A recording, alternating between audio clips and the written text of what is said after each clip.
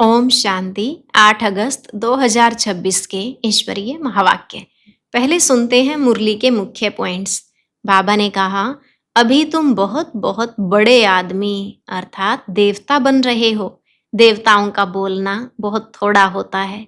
फालतू बोलने से तो न बोलना अच्छा होता। वैसे भी तुमको अब शांति धाम जाना है, इसलिए साइलेंस में रहने का अभ्यास करो। जितना जो शांति में रहते उतना ही शांति फैलाते हैं। वह बहुत मीठे लगते हैं। फिर बाबा ने कहा, तुम बच्चे बड़ी ऊंच सर्विस पर हो, इसलिए कोशिश करो कभी ऐसा वातावरण ना हो जो कोई नाराज हो जाए। बहुत बहुत मीठा बनो। जो प्यार से दूसरों की सेवा करते उनको सभी प्यार करते हैं। हर एक को सेवा के लायक बनना है, लेकिन कभी सेवा का अहंकार नहीं आना चाहिए। लास्ट में बाबा ने कहा, बच्चे अब समय बर्बाद नहीं करो। बाप की याद में टाइम को आबाद करो। एक दो को शिव बाबा की याद दिलाते रहो। याद की यात्रा से तुम बहुत सेफ रहेंगे। पुरुषार्थ कर तुम्हें अंतर्मुखी बनना है। सोल कॉन्शियस होकर रहना ही सच्चा सच्चा अंतर्मुखी बनना है। अब सुनते हैं महावाक्यों को विस्तार से। बाबा ने कहा, मीठे बच्चे, शांत रहने का स्वभाव बहुत अच्छा है। शांत स्वभाव वाले बहुत मीठे लगते हैं। फालतू बोलने से न बोलना अच्छा है। प्रश्न, किन बच्चों को सभी प्यार करते हैं? स्वयं को सेफ रखने का साधन क्या है? उत्तर, जो सभी की बहुत रुचि से प्यार से सेवा करते हैं उनको सभी प्यार करते हैं। तुम्हें कभी भी सेवा का अहंकार नहीं आना चाहिए। बाप द्वारा जो ज्ञान की कस्तूरी मिली है वह दूसरों को देनी है। सबको शिव बाबा की याद दिलानी है। इस याद की यात्रा से ही तुम बहुत बहुत सेफ रहेंगे। जितना याद में रहेंगे उतना खुशी भी रहेगी और मैनर्स भी सुधरते जाएंगे। ओम शांति। रूहानी बाप बैठ रूहानी बच्चों को समझाते हैं। समझा समझा कर कितना समझदार बना देते हैं। पढ़ाई भी सहज है ना। वह है स्थूल पढ़ाई और यह है सूक्ष्म पढ़ाई। तुम बच्चे जानते हो, यह पढ़ाई बाप के सिवाय और कोई पढ़ा नहीं सकते हैं। बाप आए ही हैं पवित्र बनाने और पढ़ाने।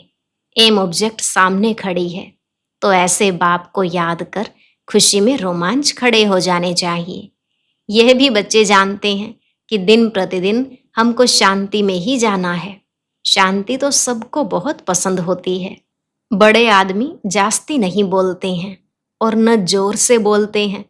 तुम बहुत बहुत बड़े आदमी बनते हो। वास्तव में आदमी नहीं कहेंगे, तुम तो देवता बनते हो। देवताओं का बोलना बहुत थोड़ा होता है। तुमको भी जब देवता बनना है तो टोकी से बदल साइलेंस में रहने का अभ्यास करो। शांति में रहने वाले के लिए समझेंगे कि इनका अपने ऊपर अटेंशन है।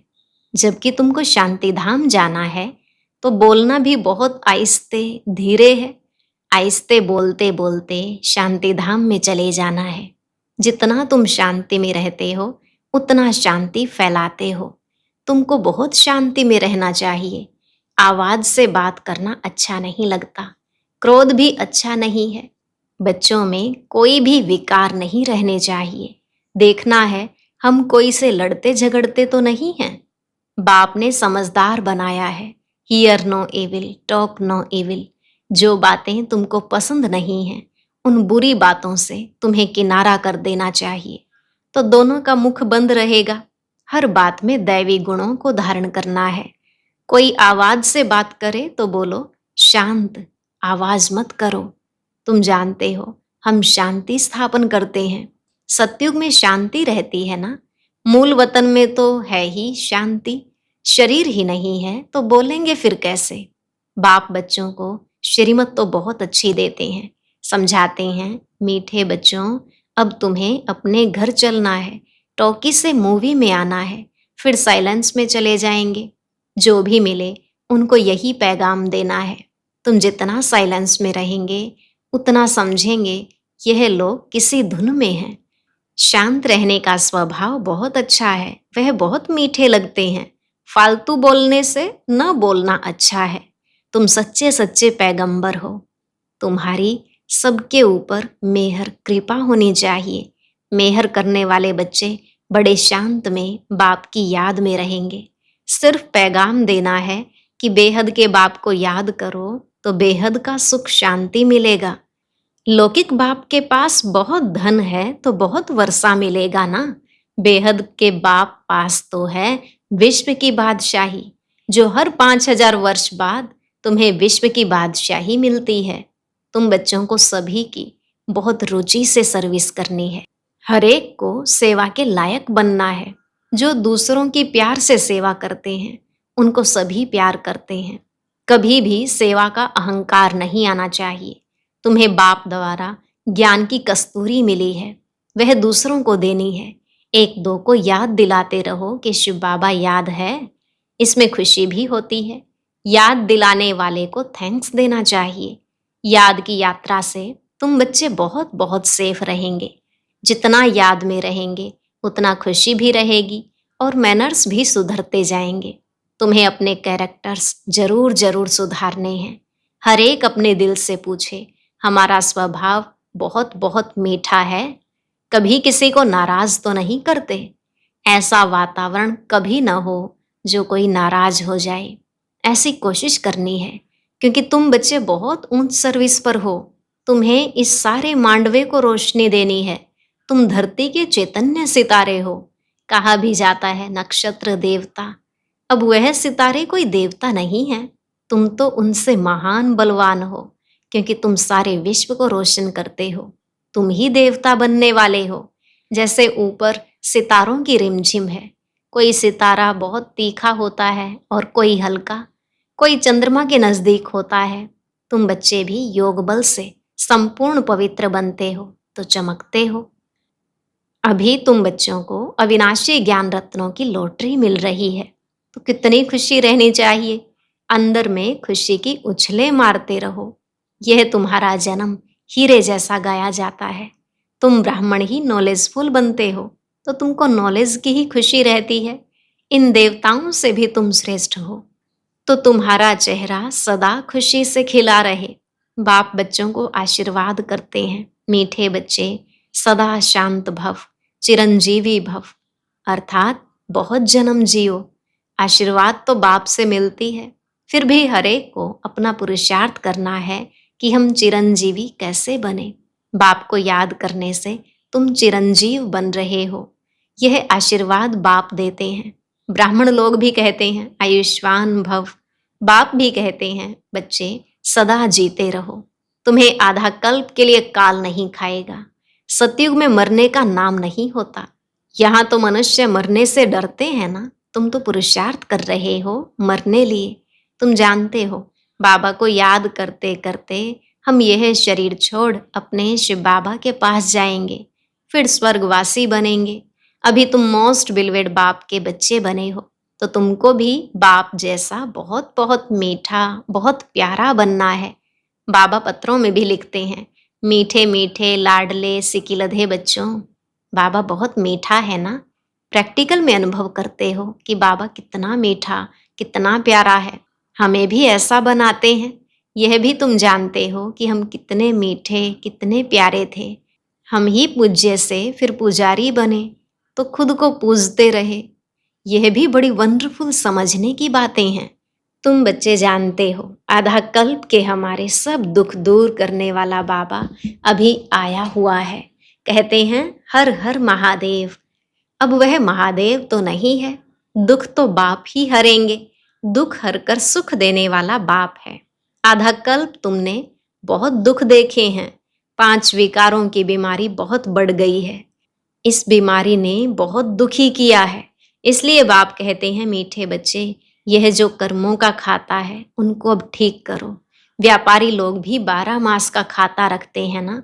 बाप समझाते हैं बच्चे, अभी सारी सृष्टि पर देखो कितना किचड़ा है। यह है ही नर्क, तो बाप को आना पड़ता है नर्क को स्वर्ग बनाने। बाबा बहुत उकीर प्रेम से आते हैं। जानते हैं मुझे बच्चों की सेवा में आना है। मैं कल्प कल्प तुम बच्चों की सेवा पर उपस्थित होता हूँ। जब खुद आते हैं तब बच्चे समझते हैं बाप हमारी सेवा में उपस्थित हुए हैं। यहाँ बैठे सभी की सेवा हो जाती है। सारी सृष्टि का कल्याणकारी दाता तो एक ही है ना। बाप जानते हैं सारी दुनिया की जो भी आत्माएं हैं सबको मैं ही वर्षा देने आता हूँ। बेहद के बाप की नजर दुनिया की आत्माओं तरफ जाती है। भल यहाँ बैठे हैं परंतु नजर सारे विश्व पर और सारे विश्व के मनुष्य मात्र पर है, क्योंकि सारी विश्व को ही निहाल करना है। ड्रामा प्लान अनुसार कल पहले मिसल सारे विश्व की आत्माएं निहाल हो जाने वाली हैं। बाप सब बच्चों को याद करते हैं, नजर तो जाती है ना। संगम युग पर ही बाप बच्चों की सेवा में उपस्थित होते हैं। उनकी भेंट में कोई भी सेवा कर ना सके, उनकी है बेहद की सेवा। तुम बच्चे भी बाप का शो तब कर सकेंगे जब उन जैसी सेवा करेंगे।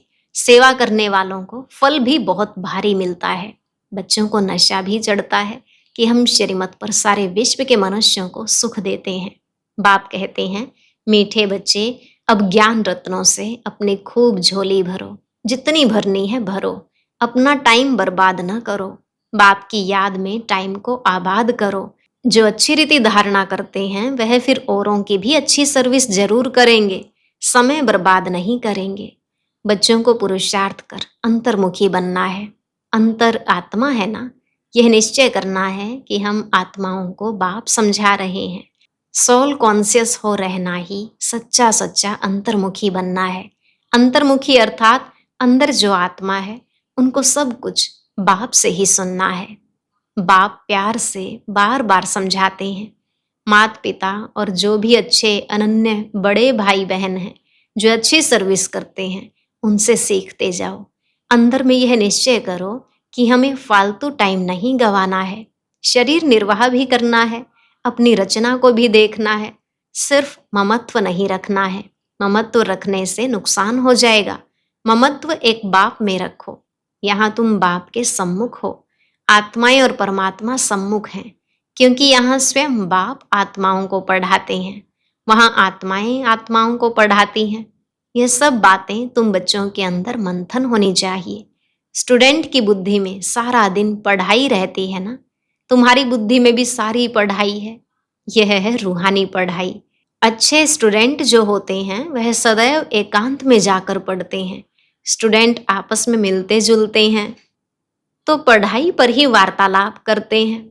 इस बेहद की पढ़ाई में तो और ही खुशी से लग जाना चाहिए।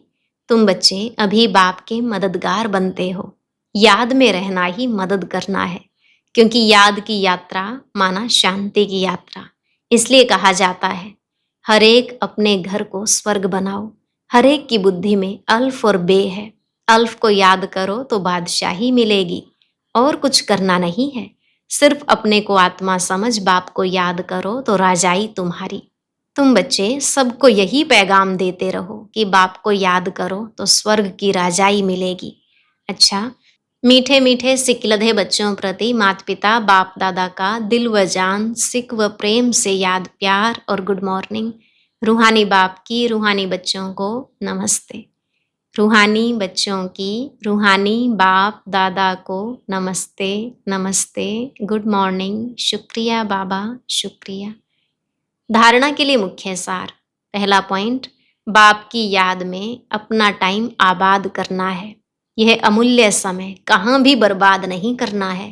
पुरुषार्थ कर अंतर्मुखी अर्थात सोल कॉन्शियस होकर रहना है।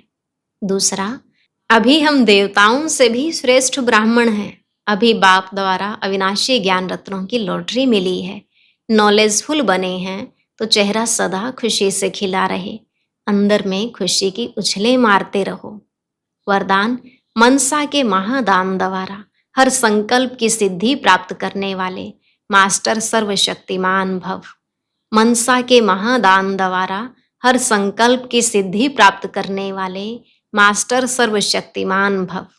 बाबा ने कहा, जो बच्चे मनसा द्वारा शक्तियों का दान करते हैं उन्हें मास्टर सर्वशक्तिमान का वरदान प्राप्त हो जाता है, क्योंकि मनसा द्वारा शक्तियों का दान करने से संकल्प में इतनी शक्ति जमा हो जाती है जो हर संकल्प की सिद्धि प्राप्त होती है। वे अपने संकल्पों को जहाँ चाहें वहाँ 1 सेकंड में टिका सकते हैं। संकल्प उनके वश होते हैं। वे अपने संकल्पों पर विजयी होने के कारण चंचल संकल्प वाले को भी थोड़े समय के लिए अचल व शांत बना सकते हैं। स्लोगन: निरंतर एक बाप के संग में रहो तो संग दोष से बच जाएंगे। निरंतर एक बाप के संग में रहो तो संग दोष से बच जाएंगे। अव्यक्त इशारे: अपवित्रता के बीज को भी समाप्त कर संपूर्ण स्वच्छ पवित्र बनो। कोई भी विकर्म व व्यर्थ कर्म अगर बार बार हो जाते हैं तो इसका कारण है कि सदा साथी को साथ में नहीं रखते हो अथवा साथ का अनुभव नहीं करते हो। जैसे शक्तियां एक सेकंड की दृष्टि से असुर संहार करती हैं, ऐसे कंबाइंड रूप की स्मृति से अपने आसुरी संस्कार व अपवित्रता के संकल्पों को सेकंड में संहार करो। आज का अव्यक्त ज्ञान मोती सुनने के लिए ऊपर दिए गए बॉक्स पर क्लिक करें। अगर बॉक्स दिखाई नहीं दे रहा है तो ऊपर जो कॉर्नर में शो लिखा हुआ है उस पर क्लिक करें।